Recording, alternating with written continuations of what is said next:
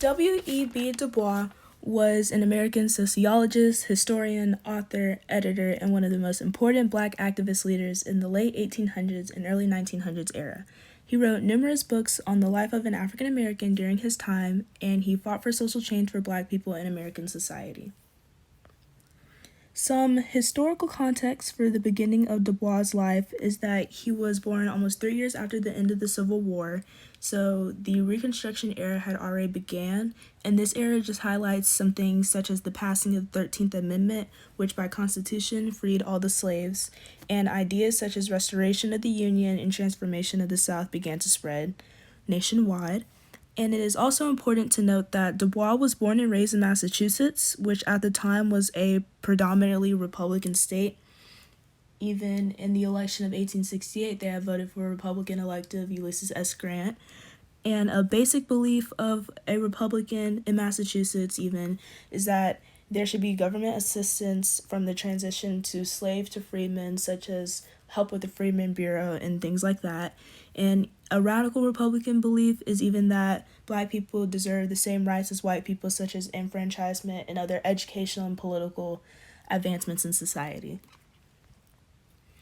So whenever Du Bois was giving speeches or even writing books, he's predominantly addressing other African Americans and even civil rights activists. And the reason Du Bois addresses these intended audiences is because he believes that these group of people will help achieve the goal of racial equality in American society. And one of the most famous books written by W.E.B. Du Bois was The Souls of Black Folk. And this book touches on subjects such as race, religion, and the experiences of a Black man's society. And this book also includes a critique of the ideals of Booker T. Washington, which at the time, Du Bois began to disagree with his opinions on Washington after he began to teach at Tuskegee University. And due to the disagreement on opinions, he actually left the university and wrote this book. And in this book, he just disagrees with the opinion that Washington had believes that a Black man should work his way up through society through hard work and industrial training, while Du Bois believed that Washington's plan to postpone demands for Black enfranchisement and civil rights instead he focuses on industrial training was counterproductive and demeaning. But the only reason Du Bois' idea wasn't supported by people is because Booker T. Washington's idea was supported more by other white people, and Du Bois' idea wasn't. Therefore, his opinion on things were overshadowed by Booker T. Washington's. Du Bois actually grew up attending a local integrated school in a predominantly white area, and he even went to further his education by attending Fisk University in Nashville, Tennessee, and then getting a PhD at Harvard University. And Du Bois began writing books that emphasized the idea of solving racism through social sciences.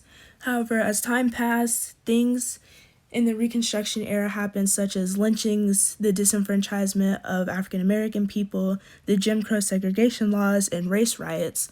And Du Bois actually began to believe that social change, including racial equality and civil rights, could only be accomplished through things such as agitation and protests. Some of W.E.B. Du Bois' main goals included ideas of Black advancement in society, politically, educationally, and economically. And he also wanted to accomplish Black nationalism, which is the advocacy and support for unity and seeks to develop Black racial and national identity of African Americans.